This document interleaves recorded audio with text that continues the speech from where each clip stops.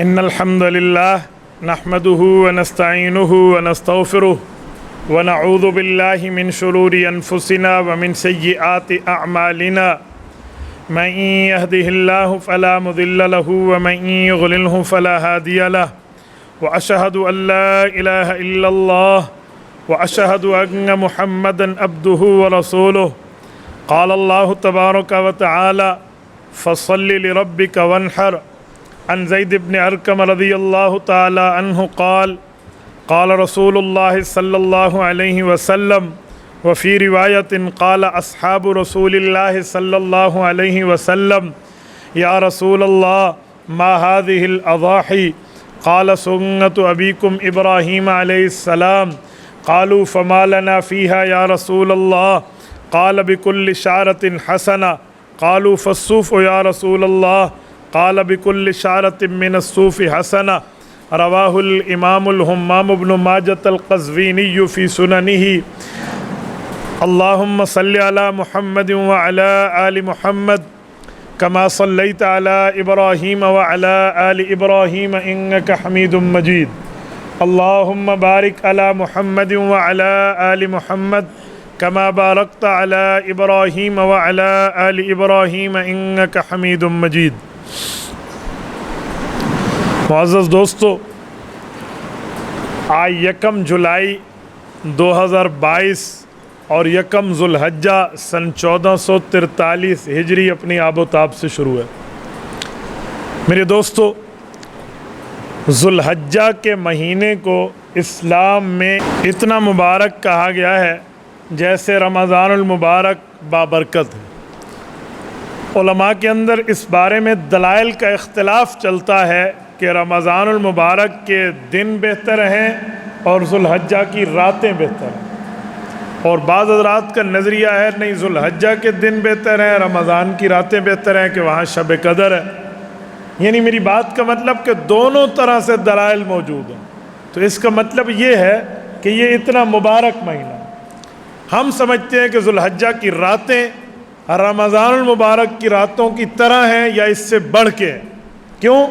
سورۃ فجر میں اللہ نے ان 10 راتوں کی قسم کھائی ہے، والفجر ولیال عشر۔ یہ ولیال عشر کی دوسری روایت ذوالحجہ کی ہے، تو اندازہ لگائیں کہ کتنا مبارک مہینہ شروع ہے۔ علماء کرام نے لکھا ہے کہ اس مہینے میں رب کریم اسی طرح کرم اور فضل کا معاملہ فرماتے ہیں جیسے رمضان المبارک کے دنوں میں فرماتے ہیں۔ تو ہمیں چاہیے کہ یہ پہلے 10 دن خصوصی عبادات کے ساتھ گزاریں۔ خصوصی عبادات کا کیا معنی؟ یعنی جو عام دنوں میں نہ بھی کر رہے ہوں ان دنوں میں کریں۔ اگر گرمی زیادہ ہے، روزے کا اہتمام نہیں ہو سکتا ہر دن کا، تو 9 ذوالحجہ کا روزہ ضرور رکھیں۔ 9 ذوالحجہ جسے ہم یوم عرفہ کہتے ہیں، بقرعید سے ایک دن پہلے حج والا دن، اس کا روزہ یہ بڑے اہتمام سے رکھنا چاہیے۔ حضرت ام المؤمنین اماں عائشہ صدیقہ رضی اللہ عنہ، آپ کی اور ہماری اسلامی اماں جان، یہ ہر سال روزہ رکھتی تھی، اور روزہ بھی سعودی عرب میں، سعودیہ میں ذوالحجہ کتنا گرم ہوتا ہے جو حضرات جا چکے ہیں وہ جانتے ہیں۔ اور آج کل تو آپ کو ایسے ایسے شیلٹر ملتے ہیں وہاں پر، اس میں AC لگا ہوا ہوتا ہے۔ آپ مینا چلے جائیے، مزدلفہ چلے جائیے، وہاں کے آپ جا کر کیمپس دیکھیے، دل سے دعائیں نکلتی ہیں۔ اور اس وقت 1400 سال پہلے ان میں سے کسی چیز کا تصور ہی نہیں تھا، گرمی در گرمی ہوتی تھی۔ اماں جان عائشہ کو غشی کے دورے پڑ جاتے حج کے موقع پہ، لیکن یہ روزہ نہیں چھوڑتی۔ حالانکہ علماء نے اجازت دی ہے کہ اگر آپ سمجھیں کہ حج کے مسئلے میں کمزور پڑ جاؤں گا، حج کے اعمال نہیں کر پاؤں گا، تو اس دن روزہ نہ رکھیں۔ لیکن اماں جان رضی اللہ عنہ کا تقویٰ تھا۔ ایک دن بھانجے نے کہہ دیا حضرت عبداللہ بن زبیر نے کہ نفلی روزہ ہے، افطار کر لیں، کوئی فرضی تھوڑی ہے۔ فرمانے لگے عبداللہ بن زبیر کہ مجھے اماں نے فرمایا کہ بھانجے میں یہ روزہ کیسے چھوڑ سکتی ہوں؟ حضور پاک صلی اللہ علیہ وسلم نے فرمایا سنت اللتی قبلہ و سنت اللتی بعدہ، 1 سال پہلے 1 سال اگلے گناہوں کا کفارہ بن جائے گا، تو میں نہیں چھوڑتی۔ تو یہ روزہ رکھیں، اگرچہ گرمی ہے لیکن 9 ذوالحجہ کے روزے کے بعد ایک دن گزرنے کے بعد جو آپ کے دل میں ٹھنڈ پڑے گی نا، آپ اپنے لفظوں میں بیان نہیں کر پائے گے۔ بندہ خوش رہے گا کہ یار ٹھیک ہے اگر میں نے کچھ گھنٹوں کے لیے پانی نہیں پیا یا کچھ کھانے کے معاملات پہ فرق آیا، لیکن یار اتنا بڑا پیکج تو مل گیا ہے نا۔ تو یہ پیکیجز ہوتے ہیں۔ تو ذو الحجہ کی عبادات میں ایک عبادت یہ بھی ہے۔ مین ترین عبادت جو ہے وہ قربانی ہے۔ قربانی کو آج میں 2 حصوں میں آپ کے سامنے گفتگو کرتا ہوں۔ آج رات ہمارا بھی مسائل قربانی سیمینار ہے اور یہ فضائل قربانی ہو، تو فضائل مجھ سے یہاں سن لیں، مسائل مجھ سے میرے پروگرام پہ سن لیں، تاکہ یہ دونوں اپنے اپنے مقامات پر رہیں۔ قربانی کی فضیلت میں اگر ہم غور کریں تو اتنے فضائل ملتے ہیں کہ آپ حیران ہو جائیں۔ آیات میں بھی احادیث میں بھی اللہ نے قربانی کے دنوں کا، وقتوں کا بھی تعین فرمایا، اور قربانی کب سے شروع ہے یہ بھی بتایا، اور قربانی کس طریقے سے آ رہی ہے یہ بھی بتایا۔ سورۃ حج آیت نمبر 34، وَاتْلُ عَلَيْهِمْ نَبَأَ ابْنَيْ آدم، یہ واقعہ اٹھائیں تو تمام مفسرین نے اس آیت کے تحت لکھا ہے کہ قربانی کا طریقہ اگرچہ سنت ابراہیمی ہے لیکن شروع حضرت آدم علیہ السلام کے دور سے ہوا۔ یہ بات قرآن کیوں بتا رہا ہے؟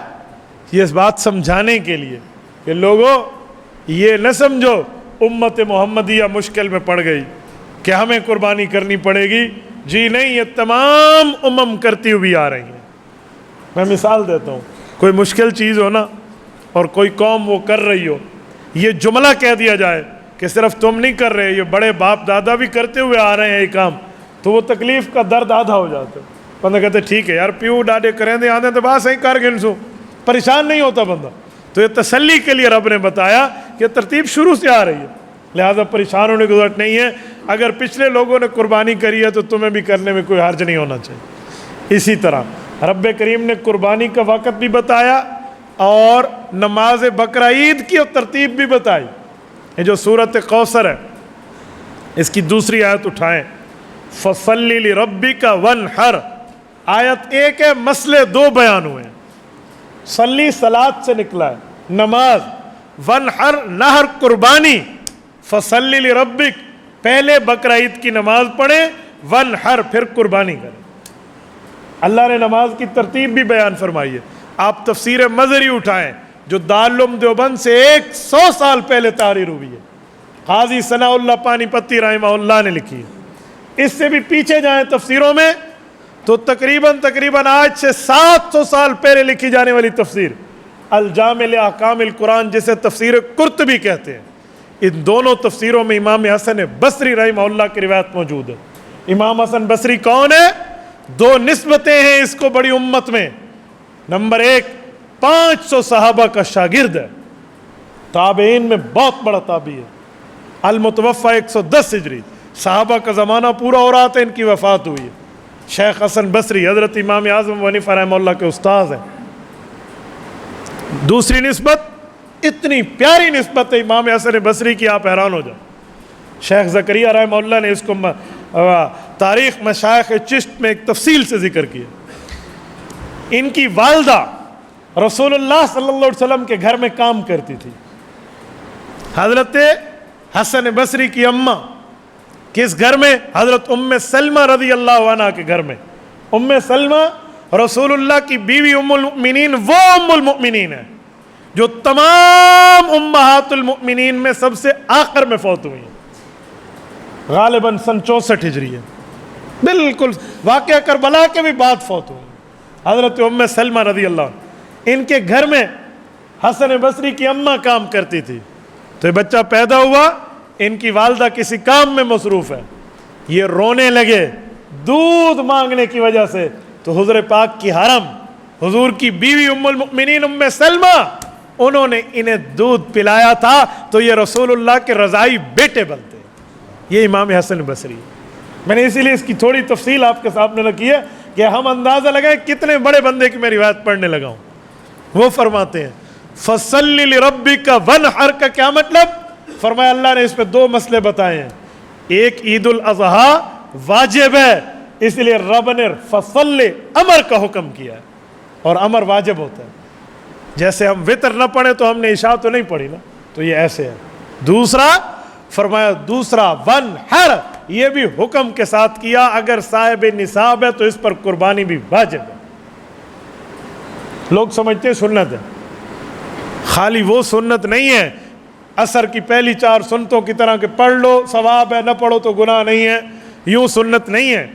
یہ سنت سے مراد طریقہ ابراہیمی ہے۔ جیسے کہا جاتا ہے کہ نکاح سنت ہے تو کوئی 2 دن بیوی رکھ کے 2 دن چھوڑتا ہے؟ نہیں، اس سنت کو تو قابو کیتا ہوا ہے، تو بھئی اس سنت کو بھی آپ پکڑ کے رکھے، یہ نہیں ہے کہ اس کو بندہ چھوڑ دے۔ تو قربانی کا تعلق فصلی لربک وانحر سے۔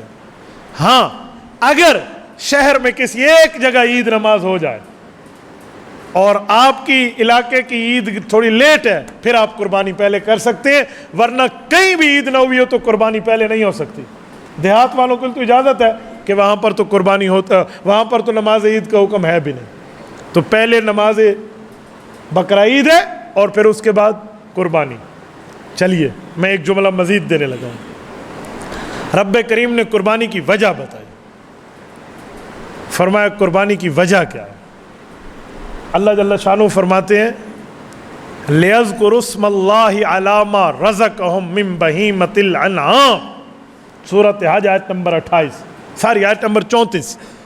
وَلِكُلِّ أُمَّةٍ جَعَلْنَا مَنْسَكًا لِيَذْكُرُوا اسْمَ اللَّهِ عَلَىٰ مَا رَزَقَهُم مِّن بَهِيمَةِ الْأَنْعَامِ، فرمایا میں نے پچھلی امتوں پر بھی یہ لازم کی تھی اور آپ پر بھی کر رہا ہوں، آپ نے بہیمۃ الانعام کی قربانی کرنی ہے۔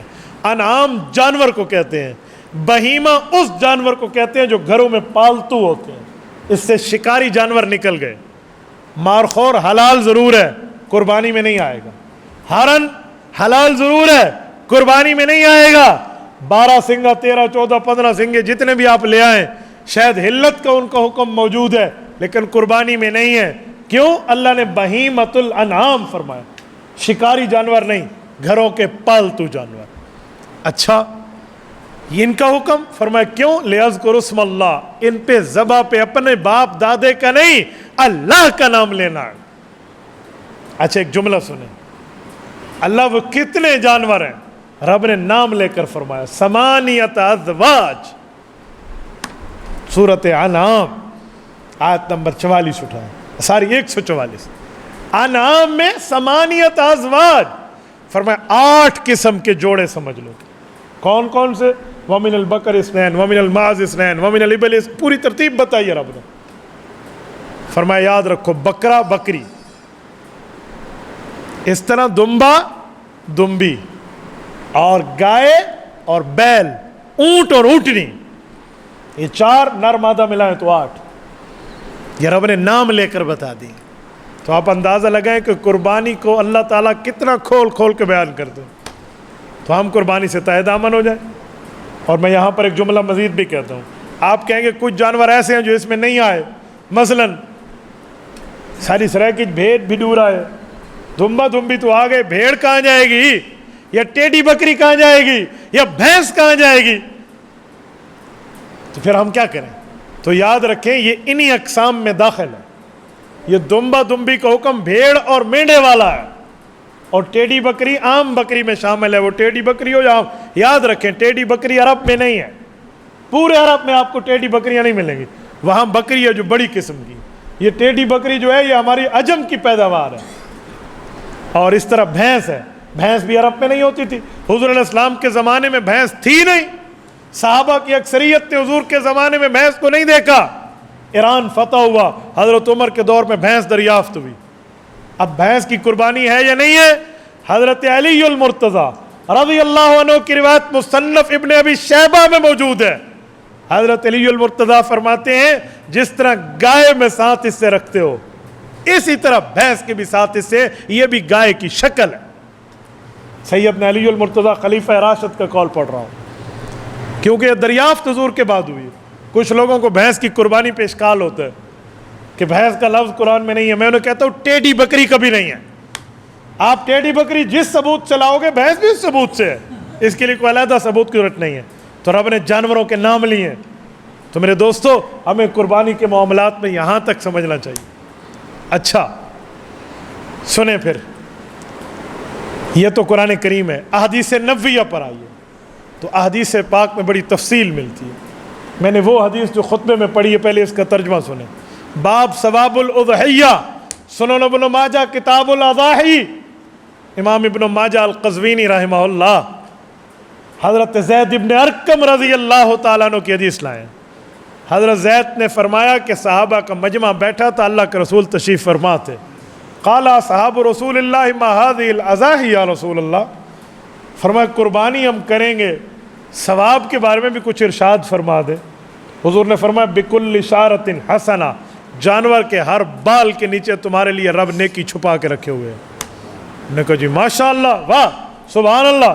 ایک صحابی کھڑے ہو گئے نے کہا یا رسول اللہ ایک بات مزید. کہا جی کیا؟ کہا میرے گھر میں بالوں والا جانور نہیں ہے، اونی جانور ہے، اس کا کیا بنے گا؟ تو رسول اللہ نے ایک بار پھر یہ جملہ تھوڑا ایک لفظ بڑھا کر ارشاد فرمایا. فرمایا بکل شارۃ من الصوف حسنہ، ہر اونی بال کے بدلے میں بھی رب تمہیں نیکی عطا فرمائے. آپ اندازہ لگائے جانور میں کتنے بال ہیں. میں تو نہیں سمجھتا کہ کوئی مشین تیار ہوئی ہو جو گن کے بتا دے. اسا اپنے کوپر تو وال نہیں گن سکتے بھی سیر تے کتنے ہیں، اوندے گن سو بھی لے لیتے کتنے، تو کتنے بال ہیں تو کتنی نیکیاں. اچھا آگے چلے ذرا. حضرت اماں جان عائشہ رضی اللہ عنہ کی روایت، جامع ترمذی ابواب الاضاحی، باب ما جاء فی فضل الاضحیہ. حضرت امام ترمذی رحمہ اللہ حدیث لائے. رسالت امام علیہ السلام نے فرمایا ما عمل آدمی من عمل یوم النحر، فرمایا لوگو نیکیاں تو کرتے ہو، تمہیں بقرہ عید کے دن کی سب سے افضل نیکی بتاؤں؟ بقرہ عید کے دن کی نیکی نہیں، سب سے افضل نیکی.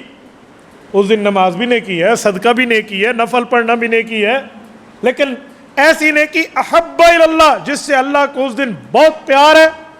صحابہ نے عرض کیا یا رسول اللہ ضرور ارشاد فرمائیں. آپ علیہ السلام نے فرمایا سنو، من احراق الدم، جب قربانی کا جانور ذبح کرو گے اس کا خون بہے گا، اللہ اس نیکی سے بہت پیار کرتا. اس سے ان لوگوں کا تو اعتراض ختم ہو گیا نا کہ جو کہتے ہیں کہ اس جگہ کسی غریب کی مدد کر دو، بکرا ذبح کرنے کی کیا ضرورت تھی، گوشت تو روزانہ کھاتے ہیں. حضور پاک علیہ السلام نے لفظ بتایا کہ گوشت بکرے اور جانور کے خون بینے پر اس دن رب کو پیار ہے. تو جانور بھی اللہ کا اور ہم بھی اللہ کے، رب جیسے چاہے ویسے حکم کرے، اس پہ عقل وکل چلانے کی ضرورت نہیں ہے. من احراق الدم، خون بہنا.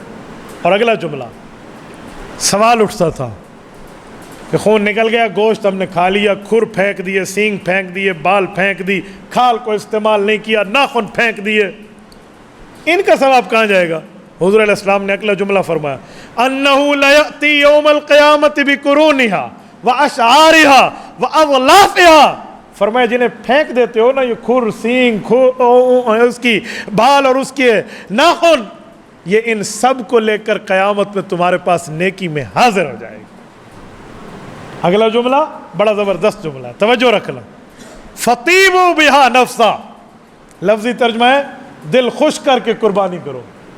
مولانا اگر میں ایک بات عرض کرتا ہوں سنیں، خوشی کو عربی میں فرحت بھی کہتے ہیں، مجھے فرحت محسوس ہوئی. مسرت بھی کہتے ہیں، مجھے خوشی محسوس ہوئی. بشارت بھی کہتے ہیں، مجھے خوشخبری ملی. لیکن طیب کون سی خوشی ہے جس کو حضور نے فرمایا فطیبوا بہا نفسا، دل کی خوشی، پاکیزہ خوشی، طیب خوشی، وہ کون سی ہے؟ آپ کی توجہ ہے؟ ہاں بزرگوں کی تو ہے، نوجوانوں کی ہے، میں تمہارے دل کی بات کرنے لگا ہوں. پتہ ہے طیب کون سی خوشی ہے؟ قرآن کریم نے اس خوشی کو سورۃ نساء کے پہلے رکوع میں استعمال کیا. فَانْكِحُوا مَا طَابَ لَكُم مِّنَ النِّسَاءِ مَثْنَىٰ وَثُلَاثَ وَرُبَاعَ. رب نے شادی کی خوشی کو طیب کی خوشی فرمایا ہے. کہا دلہا دلہن جیسے شادی کے معاملے پر خوش ہیں، ایسی خوشی تمہیں قربانی کے معاملے پہ ہونی چاہیے. ای نہیں دل چھوٹا کر کے ہائے لیلا کٹھا گئی، میں کوئی یاد ہے ہائے میں پرنا گیا، کوئی کہتا ہے وہاں تو سارے خوش ہیں، یعنی اگلے سال ہوئے وہ یاد ہے استاد جی ابا جی کو آ کے ہی سال کرواؤ چاہ. ہاں وہ بھی سفارشیں کروانے کے معاملات ہر بندہ آ گیا ہے. ایسا ہے یا نہیں ہے؟ میں چھیڑ نہیں رہا، میں سمجھا رہا ہوں. اس سال ہو جائے تو بڑی مبارک بات کی بات ہے. حدیث پاک میں 3 چیزوں میں دیر نہ کرو، اس میں ایک شادی کی بات بھی ہے. تو شادی پر لوگ کتنے خوش ہیں یار. لوگ تو میاں بیوی تو خوش ہوں گے، یہ جڑے باہر ٹبریتے کھڑوتے نے یکے خوش ہوتے ہیں. ہاں صاحب شادی ہوتی ہے, ہر بندہ اپنی وجہ تو خوش ہے, تو بھائی قربانی بھی ایسی خوشی سے کرو, دل چھوٹا نہ کرو. فطیبوا بہا نفسا. آؤ تیسری حدیث پڑھنے لگا ہوں, یہ بھی اما عائشہ رضی اللہ عنہ کی روایت ہے, مصنف عبد الرزاق میں ہے, کتاب الضحایا میں موجود ہے. حضرت اماں فرماتی اللہ کے رسول نے فرمایا ضحوا وطیبوا بہا انفسکم, لوگو دل کو خوش کر کے قربانی کرو. فإنہ لیس من مسلم, کیونکہ کوئی مسلمان جب قربانی ذبح کرے گا یوجہ ضحیتہ الی القبلہ, قبلہ رخ کر کے جب ذبح کرنے لگے گا تو ابھی ذبح ہو رہا ہوگا, الا کان دمھا وفرسھا وصوفھا حسنات محضرات فی میزان یوم القیامہ. رب فرشتوں کو کہے گا جتنا اس جانور نے چارہ کھایا اور اس نے قربانی کے جانور کو کھلایا, جتنا اس نے پیشاب پخانہ کیا, جتنا اس کا خون نکلا, یہ سارے اس بندے کے نامہ اعمال میں لکھ دو. جب قیامت میں اس کا نامہ اعمال تلے گا تو وہاں پر حاضر کر دینا. حسنات محضرات, یہ حدیث کا لفظ ہے, حاضر کر دینا. فی میزانہ یوم القیامہ, اس کے نامہ اعمال کے ترازو میں قیامت کے دن. تو میرے دوستو یہ نیکی ہے. اور اگر اس حدیث کے میں الفاظ کو کھولوں تو الا کان دمھا, اس سے ایک جملہ سمجھ آتا ہے کہ جتنا زیادہ اس کا خون بہے گا اتنا زیادہ نیکی بنے گی. تو زیادہ خون کب بہتا ہے؟ اگر کچھ غلطیاں نہ کرو تو تب بہتا ہے. نمبر ایک, کھانا پینا تو اس کو آپ نے اچھا دیا, لیکن غلطی یہ کی کہ جانور کے سامنے چھری تیز کر لی, یاد رکھے اس کا خون سوکھ جاتا ہے. ایک بے وقوف کا سوال ایک دن مجھے کسی نے لکھ کر بھیجا, میں تو حیران ہوا اس کی عقل پہ. میں نے کہا مولانا جانور کو کوئی عقل ہے چھری تیز کریں گے, اس کو پتہ ہے ذبح کرنے کے لیے کر رہا ہوں. میں نے کہا دو جواب. نمبر ایک, جانور کو عقل نہیں ہے لیکن شعور ہے, شعور ہے. اگر شعور نہیں ہے نا تو اسے آگ اٹھا کر دو, کھا لے, میں دیکھتا ہوں کھا لے. بھات علم بچا کے دو بھئی, ہاں گاں مونج پا گاں انشاءاللہ تے کو پوچھ سی بھئی میں کو کیویں آیا میں دو. کیا کرو گے آپ؟ کنویں سے چھلانگ لگاؤ, وہ کنویں میں کبھی پاؤں نہیں ڈالے گی. اس گائے کو اور اس جانور کو شعور آ گیا, شعور ہے, وہ جانور سمجھتا ہے کہ چھری کی ترتیب کیا ہے. لیکن یہ تو عقل کی بات. آؤ میں حضور کا فرمان پیش کر رہا ہوں. ایک شخص نے ایسے اس کے سامنے چھری تیز کی, رسالت امام نے فرمایا اسے دو موتیں نہ مار, دو موتیں نہ مار. ایک اس کو ذبح کرو گے, ایک اس کے سامنے چھریاں تیز کر رہے ہو, تو یہ بہت بڑا جرم ہے. اس پہ خامت کا, اس پہ جانور کا خون سوکھ جاتا ہے. نمبر دو, جانور کو جانور کے سامنے بھی ذبح نہ کرو, یہ اس سے بڑا جرم ہے. مجھے ایک شاگرد نے ویڈیو بھیجی ہے واٹس ایپ پہ, آپ دیکھنا چاہیں میں دکھا دوں. اونٹوں کو ذبح کیا جا رہا ہے ایک بڑے سے ہال میں, ایک کے سامنے دوسرا, دوسرے کے سامنے تیسرا. ایک اونٹنی ہے جس کے دو بچے ذبح ہوئے ہیں, اس کی آنکھوں سے یوں آنسو چھن چھن کے برس رہے ہیں. میں نے خود دیکھا ہے. جانور ہے حضرت, جانور, کیا کرو گے؟ یہ تو خالی آنسو ہیں, اور آنسو خون کا سائنس کہتی ہے وہ قطرہ ہے جو غم کی وجہ سے اپنا رنگ بدل دیتا ہے اور سفید ہو جاتا ہے. خون کا قطرہ خوشی میں یا غم میں اپنا رنگ بدل دیتا ہے, یہ آنسو. ہمارے مسجد کے امیر صاحب ہیں, وہ فرما رہے تھے کہ ہم سے یہ ایک بار کسی نے کارگزاری بیان کی کہ ایک بکری کے سامنے دوسری بکری ذبح کر دی, تو جب دوسری بکری کو ذبح کیا تو اس کا مرغی جتنا خون نکلا حضرت, مرغی جتنا. تو یہ کام نہ کریں. جب جانور ذبح ہو جائے, جگہ صاف ہو جائے, خون صاف ہو جائے, خیر ہے 5 منٹ لگتے ہیں, کیا ہوتا ہے, لیکن اللہ جل شانہ تو تمہیں نیکی دے گا. رب کریم کے ہاں نیکی برباد اور گناہ لازم تو نہیں ہوگا نا. تو یہ آداب کا خیال رکھیں. اللہ کان دمھا, فرمایا اس طرح خون کے. اور ایک غلطی اور بھی ہوتی ہے, کوئی کسائی بیٹھا ہو تو ناراض نہ ہو بھی جائے تو 2 روٹیاں زیادہ کھا لینا, بات میں پوری کر کے جاؤں گا. وہ غلطی کسائیوں کی ہے. وہ کیا ہے؟ وہ جلدی کرتے ہیں. جلدی کا مطلب ذبح کر لیا نا, اس کے جانور کے ہاتھ پاؤں نہیں کھولتے. بس ٹھیک ہے ویسے بھونو چھلو مچھو تیندی کھا لاؤ. کیوں بھائی؟ تھوڑا صبر کرو, اس کے ہاتھ پاؤں بندھے ہوئے ہیں, کھول دو تاکہ وہ پھڑپھڑائے لڑکھڑائے، اس کی اندر والے خون کے جو ذرات ہیں وہ بھی دم مصفوح میں نکل جائے. یوں نہیں کرتے بھئی مجھے جلدی ہے، میں نے 2-4 جگہ اور بھی جانا ہے. یوں نہ کریں، یہ بڑی زیادتی ہے جانور کے ساتھ. ذبح تو ہو گیا، اب آپ نے کیا کرنا ہے، اس کے ہاتھ پاؤں کھول دیں تاکہ وہ جتنا ہلا سکتا ہے ہلائے، حرکت کرنا کرے. اس کے 2 فائدے ہوں گے. نمبر 1، دم مصفوح باہر نکل آئے گا، تمہاری نیکی میں شامل ہو جائے گا. دوسرا، میڈیکل بتاتے ہیں، یہ ڈاکٹر حضرات، حکیم ہمیں بتاتے ہیں کہ دم مصفوح اندر رہ جائے نا، گوشت میں بو پیدا ہو جاتی ہے جس سے بیماریاں اٹھتی ہیں. آپ نے بعض گوشت سونگے ہوں گے جو کسی کام کے نہیں ہوتے. اس کی وجہ یہی ہوتی ہے کہ ہم نے اس کو سیدھے طریقے سے خون نکلنے کا ٹائم نہیں دیا ہوتا. تو اس کے فوراً ہاتھ پاؤں کھول دیں. اور اگر کوئی کسائی آپ کو نہ کھولنے دے نا، تو میں ایک آسان کی ترتیب بتاتا ہوں کہ جو رسی آپ نے پاؤں پر باندھی تھی وہ نہ کھولنے دے، تو آپ وہ کھول کے، رسی تو فارغ ہو گئی ہے، 5 منٹ ذرا اسی کو باندھ دو جو کہہ رہا ہے نہ کھولو. وہ تو ہمیں ویلی تھی کہ رسی کو بدھو 5 منٹ تو ہوئی تھی بیتی پوتر آپ بہت جلدی ہے تے کو. پرسوں آپ حیران ہو گئے، میرے ہاں تخصص کا سبق چل رہا تھا، پشاور سے 4-5 مہمان آئے جو تبلیغی جماعت میں اپنا وقت پورا کر چکے تھے، تو اور پشاور واپس جا رہے تھے تو مجھے ملنے آئے. وہ آ کر بیٹھ گئے اور میں یہی سبق پڑھا رہا تھا اپنے متخصصین کو جو ہم سے مفتی کورس کر رہے تھے.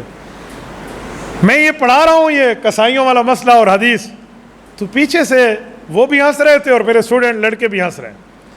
مجھے حیرانگی ہوئی، پتہ نہیں سبق میں ہنستے ہیں. میں نے کہا چلو، جب میں نے کہا کیا مسئلہ، پھر سیریس ہو گئے. سبق جب ختم ہوا تو لڑکے تو دہرانے بیٹھ گئے. ان مہمانوں کو میں نے بلایا، میں نے کہا سنائیں کیا حال ہے، کیا نام ہے، کیا کرتے ہیں. پہلے سے پوچھا کیا نام ہے، کہ جی فلاں نام. کیا کرتے ہو؟ اس نے کہا جی میں کسائی ہوں. مجھے پھر سمجھ آیا کہ وہ اس لیے ہنس رہا تھا کہ ہماری کلاس لگ رہی ہے. قاری صاحب مجھے کہتے ہیں بات آپ کی سخت ہے لیکن ہے ٹھیک، ایسے غلطی ہم میں ہوتی ہے. ہر بندہ نہیں کرتا، جس کو اللہ کا خوف ہے وہ نہیں کرتا. کچھ لوگ کرتے بھی ہیں، تو یہ کام نہیں کریں. اللہ کان دمھا، اس کا خون پورا نکلنے دیں.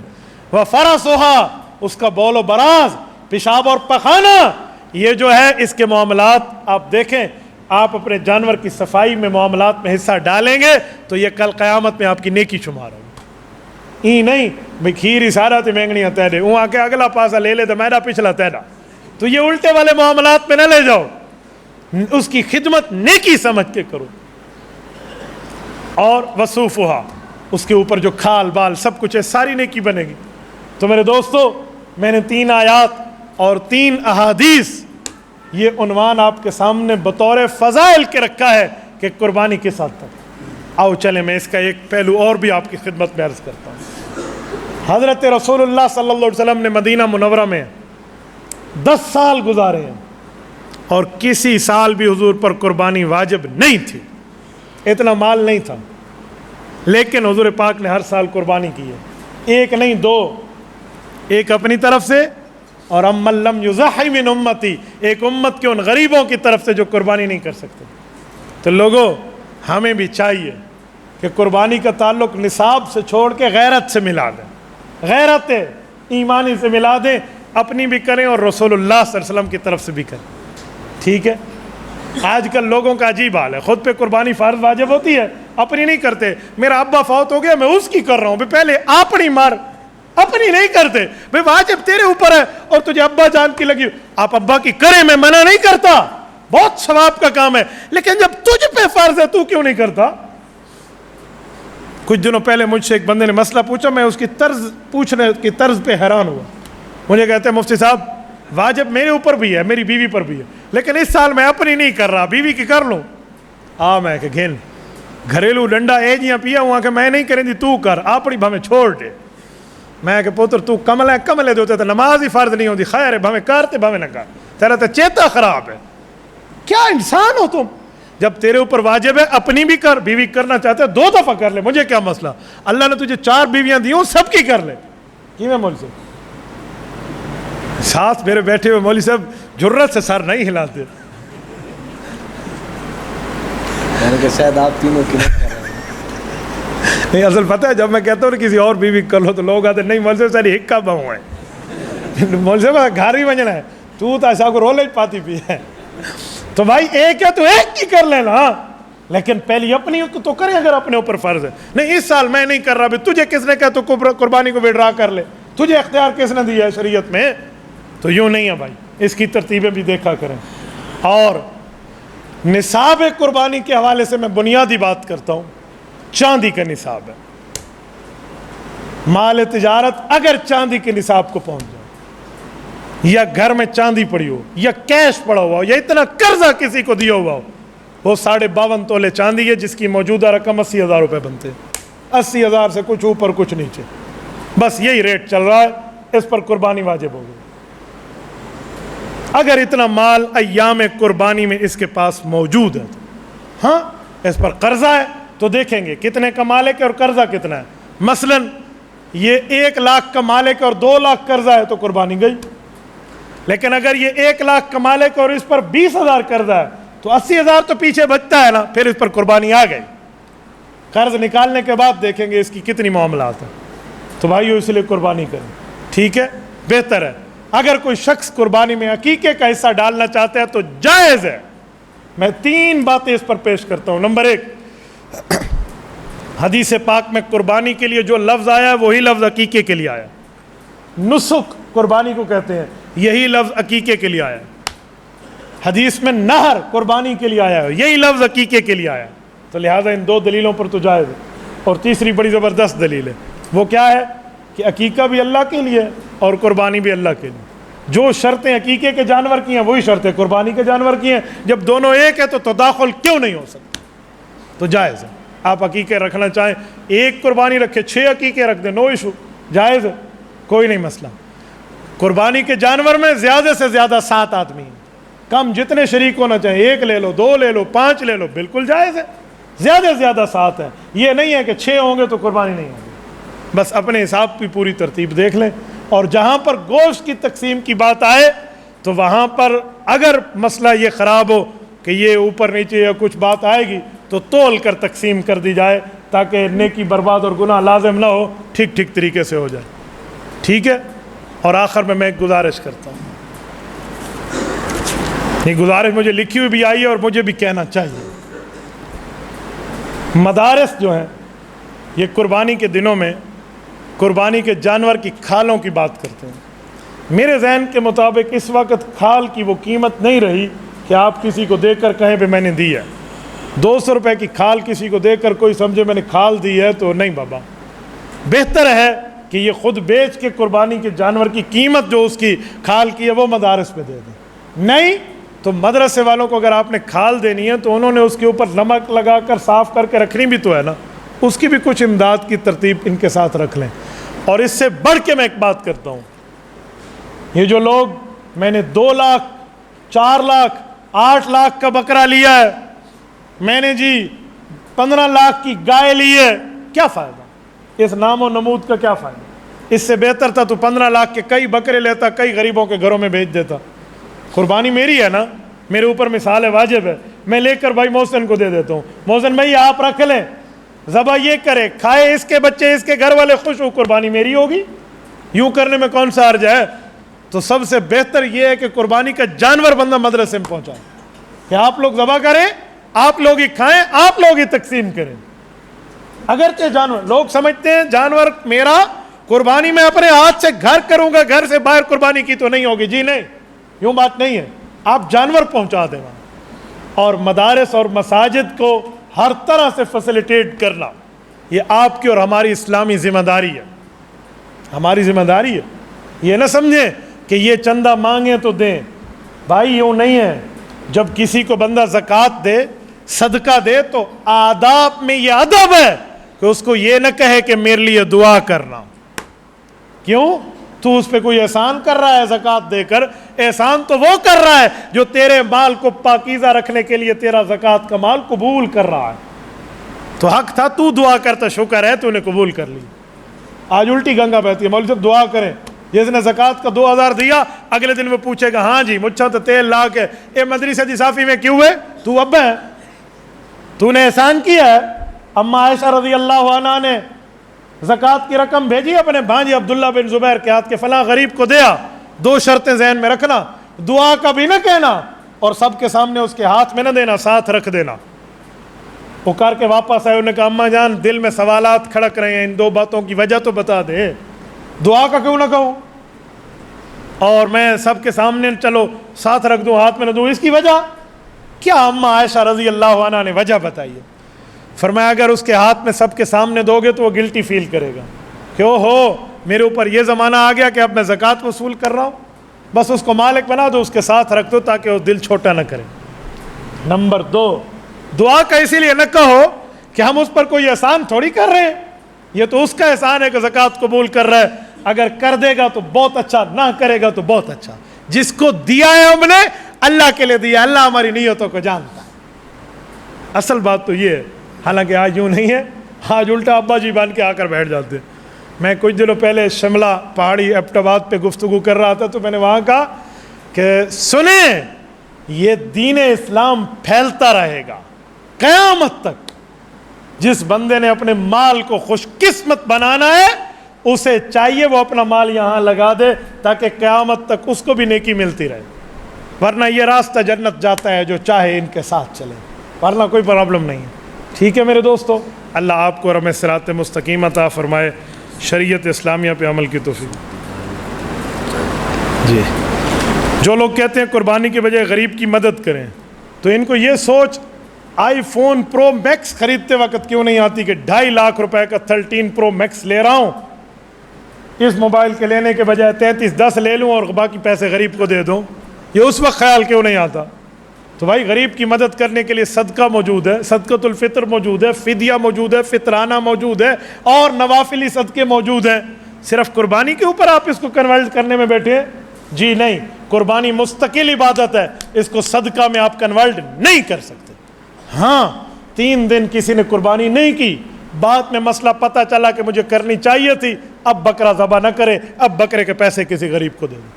لیکن ان دنوں میں قربانی کو ذبح کرنا یہ اللہ کے رسول نے حکم دیا ہے, یہاں صدقے میں آپ کنورٹ نہیں کر سکتے. لوگ کہتے ہیں مسجد میں سیمنٹ کی بوری دینے سے بہتر ہے غریب کے گھر میں آٹے کی بوری دے دو. میں نے کہا بھائی اپنی بیٹی کو لاکھوں روپے کا جہیز اور لاکھوں روپے کے سیٹ دینے سے بہتر ہے کسی غریب کے گھر میں آٹے کی بوری دے دو.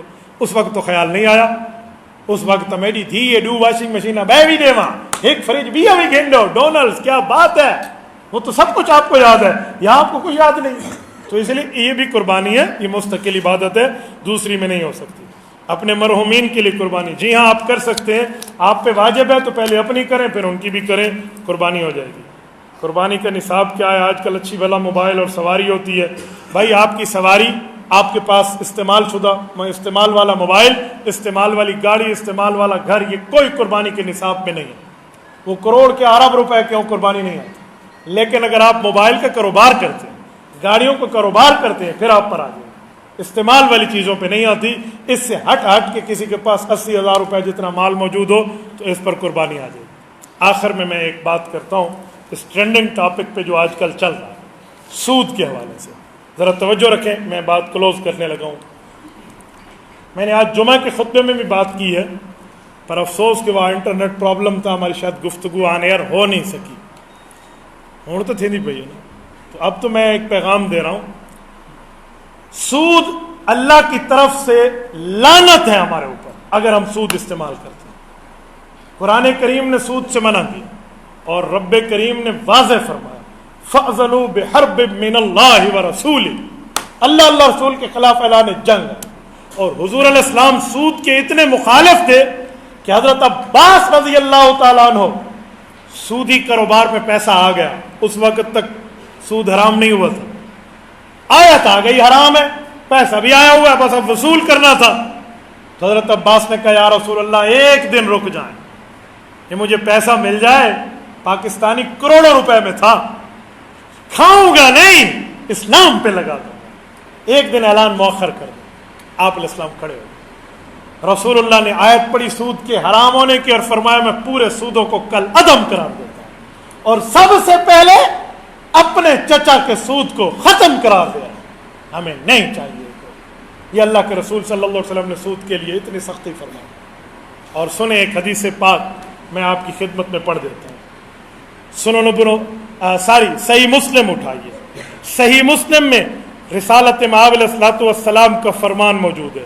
हुजूर अक़दस सल्लल्लाहु अलैहि वसल्लम ने सूद के बारे में एक जुमला फरमाया है, वो मैं आपकी खिदमत में लाने लगा हूँ, आप अंदाज़ा लगाएं। ये सही मुस्लिम है, किताबुल मुसाक़ात है, बाब लाना आकिल रिबा है। हज़रत जाबिर रज़ी रावी है, अल्लाह के रसूल ने लाना रसूलुल्लाह सल्लम आकिल रिबा व मूकिलहु व कातिबहु व शाहिदैहि व क़ाला हुम सवा। हुजूर ने फरमाया सूद खाने वाला, सूद खिलाने वाला, सूद की दस्तावेज लिखने वाला और सूदी मामले पर गवाह, इन सब पर लानत कर रहा हो।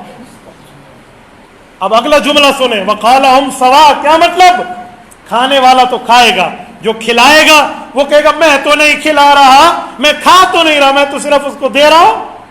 कातिबहु, वो कहेगा मैंने तो एंट्री डाली है कंप्यूटर में, मैंने तो लिखाई की है, मैंने खाया तो नहीं है।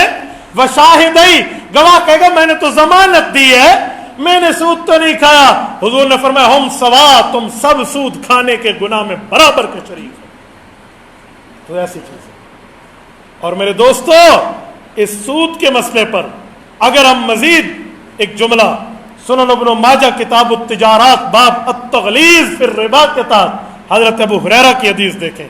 हुजूर फरमाते हैं अतैतु लैलता उसरिया बी, जब मेराज की रात थी, रअयतु कौमन बुतूनुहुम कल बुयूत औ कमा क़ाल अलैहि सलाम, मैंने लोगों को देखा कि उनके पेट लोगों के घरों के बराबर थे। फीहल हय्यात, उसमें सांप चल रहे थे। तो सांप कैसे चल रहे थे? फरिश्ते ने बताया, क्या जी नहीं, तुरा मिन खारिज बुतूनिहिम, बाहर से नजर आ रहा था अंदर सांप है। फकुल्तु मन हाउला या जिब्राइल, मैंने पूछा जिब्राइल ये कौन लोग हैं? फरमाया हाउला अकलतु रिबा, क्या ये सूदी हैं जो सूद खाते। आप उठाइए शौबुल ईमान बहकी की रिवायत, फरमाए मां के साथ जिना करने के मुतरादिफ। तो मेरे दोस्तों, इसीलिए सूद से बचो। मुल्क पाकिस्तान 1947 में बना, 1956 तक आइन मौजूद नहीं था। 56 में आइन बना तो 62 में अयूब खान फौजी डिक्टेटर ने उसको रौंदा जैसे रौंदने का हक है। उसके बाद 73 में ब्यूरोक्रेट्स, सियासतदान, उलमा, सुलहा और तमाम मसालिक के बड़े बैठे और उस वक्त एक आइन बना, फंडामेंटल ऑफ राइट्स इसमें हमें मिले, हमें बुनियादी हुकूक मिले, कॉन्स्टिट्यूशन ऑफ द कंट्री, मुल्क का आइन बना जिस पर सबका इत्तेफाक था। उलमा की बदौलत उसमें इस्लामी शिक्कें डाली गई और उसमें कौम से वादा किया गया 1973 में कि हम 10 साल के अंदर अंदर सूद का खात्मा कर देंगे। ये सन 73 के आइन में हमसे वादा हुआ है। 73 से 83 बनता है 10 साल। होना तो ये चाहिए था कि 83 में सूद मुल्क से खत्म हो जाता, कलमे के नाम पे महाराज वजूद में है ये मुल्क, लेकिन नहीं, सूद खत्म नहीं। आखिर कुछ जमातों ने, इस्लामी तंजीमों ने मिलकर मुफ्ती मोहम्मद तकी उस्मानी दामत बरकातुहुम उस वक्त चीफ जस्टिस थे शरिया कोर्ट के, उनकी अदालत में पिटीशन दायर कर दी और वो इस केस को सुनने लगे। 2002 आया तो उस वक्त के जनाब परवेज मुशर्रफ साहब ने अपने सवाबदीदी इख्तियारात चलाते हुए मुफ्ती तकी उस्मानी साहब को ओहदे से अलग कर दिया। शायद ये अलग ना होते तो 2-4 दिनों में सूद पर फैसला आ ही जाता। फिर उसके बाद सूद के मसले को पेंडिंग में रखा, लटकाया गया। आज 2022, 20 साल आगे, अब जजिज ने फैसला दिया है इस्लामी शरी कोर्ट ने कि सूद को हराम तो अल्लाह ने करार दिया है, हम भी आपकी खिदमत में इस फैसले के जरिए सूद की हुर्मत का ऐलान कर। अब हक तो ये है कि इस फैसले को नाफिज कर दिया जाए। तुम्हें सिर्फ अदलिया के एहतराम अपनी चीज़ों में याद आता है, यहाँ याद नहीं है। जहाँ इस्लामी मामलात हो यहाँ कुछ नहीं है। हक तो ये था, लेकिन हमारे 3 प्राइवेट बैंक और 2 सरकारी बैंक, इन्होंने मिलकर सुप्रीम कोर्ट में अपील दायर की है कि आप सूद को दोबारा हमारे लिए जायज करार दें। अरे सुनो, कोई कोर्ट तो अपनी जगह, कोई इदारा तो अपनी जगह, कोई हुकूमत तो अपनी जगह। याद रखो, कोई सर पे कुरान रख के भी कहना सूद हलाल है तो हलाल नहीं होता।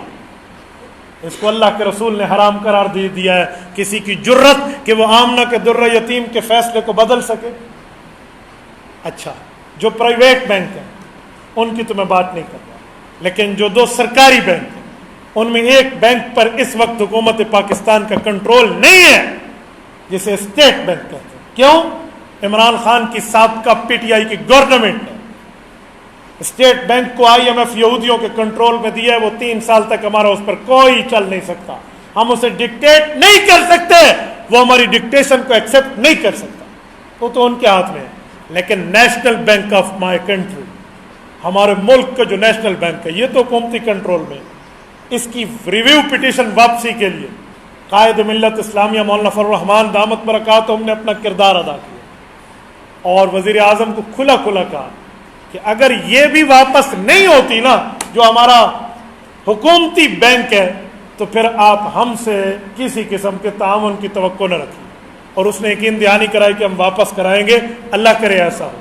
میں ایک جملہ مزید آپ کی خدمت میں کہتا ہوں, یہ تو سرکاری جہاں تک تھا انہوں نے کر لیا, لیکن آپ کی اور میری ذاتی ذمہ داری بھی تو کچھ ہے. ہم جو بیٹھے ہیں, اگر ہمارا یو بی ایل میں, ایچ بی ایل میں, اور تیسرا کون سا ہے, ایم سی بی, ان 3 میں اکاؤنٹ موجود ہے, اور اگر نیشنل واپس نہیں کرتا تو اس میں, تو ہم اپنے اکاؤنٹ کلوز کرائیں گے. اگر آپ اس بات کی تائید کرتے ہیں تو ہاتھ اٹھا کر میرا ساتھ دیں کہ جو بینک سود کے خلاف ریویو پٹیشن میں گیا ہے, ریویو میں, ہم ان بینکوں کا بائیکاٹ کریں گے جب تک اپیل واپس نہیں لیتے. کرو گے؟ ان بینکوں کا بائیکاٹ کرو گے؟ اپنے اکاؤنٹ جتنے اکاؤنٹ ہیں کلوز کراؤ گے؟ احتجاج کے طور پہ پورے ملک کے ساتھیوں کو کہتا ہوں کہ اپنے اکاؤنٹ کو اور اپنے ان معاملات کو واپس لو. کرو گے انشاءاللہ؟ یہ ہماری ذمہ داری ہے, ہم کریں گے. وہاں سے اپنا سرمایہ نکالیں اور آپ جا کر کسی اس بینک میں جو پٹیشن میں نہیں گیا, یا کسی اسلامک بینک میں جا کر آپ رکھیں. یہ کیا عجیب معاملہ ہمارے سر پر مسلط ہو گیا. اور ایک گلہ عوام سے بھی کریں کہ جب سود کی بات آتی ہے تو سب ہمیں کہتے ہیں مولوی صاحب کیا کر رہا ہے. تو بابا مولوی صاحب تو اس وقت کونسلر بھی نہیں ہے, وہ ایک ولیج کا چیئرمین بھی نہیں. جب ووٹ کی باری ہوتی ہے تو پھر مولویوں کا سیاست سے کیا تعلق ہے, اور جب سود کی باری آئے تو مولوی کیوں نہیں بولتا. تو یہ ووٹ کی پرچی پر بھی آپ وہی بولتے نا کہ مولوی کا سیاست سے تعلق ہے, ہمیں ساتھ ٹھہرنا چاہیے. ادھر تو فتوے لگتے ہیں, سیاست سے کیا تعلق ہے, مولوی. اب آپ مولوی سے پوچھتے تو نے کیا کیا بھئی, تمہارے جو M N A M P A منتخب ہو کے آپ نے بھیجے ہیں جماعتوں کے, وہ زبان سے ہیجے ہیں, وہ نہیں بول سکتے. صرف مولانا پہ الزام آ رہا ہے اب یہ بولے. تو میں کہتا ہوں سنو, سود کے خلاف جب فیصلہ پاکستان بنا جا رہا تھا اور سود کے خلاف اور کلمے کے نام پہ ملک حاصل کیا جا رہا تھا, اس وقت تو مولانا فضل الرحمان کی پیدائش بھی نہیں تھی. دھوکہ تو شروع سے آ رہا ہے. آپ الزام جمعیت علماء کو دیتے, اور پھر بھی اس کے باوجود انہوں نے اپنی جتنی پاور تھی وہ استعمال کی. اسمبلی میں کوئی بولا ہے ہمارے 2 ایم این اے کے علاوہ؟ کوئی بولا ہے؟ مولانا جمال الدین مفتی اسد کے علاوہ کوئی بولا ہے؟ باقیوں نے کلمہ نہیں پڑھا. کیا آپ اپنے نمائندگان سے نہیں پوچھ سکتے؟ اس پہ کوئی نہیں پوچھتا. ہمارے مولوی صاحب کیا کرے, مولوی صاحب تو اسمبلی کا اس وقت ممبر بھی نہیں ہے, لیکن وہ اپنا کردار ادا کرنے پہ تو بیٹھے. شیخ الاسلام کو بلا کر مولانا فضل الرحمان نے وزیر اعظم سے باقاعدہ میٹنگ معاملات کرا لی ہیں کہ آپ یہ چیزیں سے ہٹیں, اسلامی معاملات کی تمام ایڈوائس یہ لوگ آپ کو دیں گے. ہم اس سے زیادہ آگے کیا جا سکتے ہیں؟ آپ یہ سمجھتے ہیں مولوی صاحب آئین بدل دے, آئین میں ترمیم کر دے, 2/3 میجارٹی آپ دیتے, ہم دیکھتے کہ اگر ملک میں کوئی غیر شک باقی رہ جاتی, اسلامی غیر اسلامی کوئی رہ جاتی. لیکن اب جتنی طاقت ہے اتنا ہی ہم ان سے پوچھیں گے. چاقو دے کر یہ کہو بھائی جاؤ چھانگا مانگا کا جنگل کاٹو, تو چاقو سے جنگل کٹتے ہیں. تو بابا جتنی پاور ہے اتنا ہی چلائیں گے. تو ہماری بھی کچھ معاملات ہیں, تو ہمیں بھی چاہیے کہ ہم اپنی ذاتی ذمہ داری بھی پوری کریں. اللہ تعالیٰ آپ کو ہمیں صراط مستقیم عطا فرمائے. جزاکم اللہ تعالی, وآخر دعوانا ان الحمد للہ.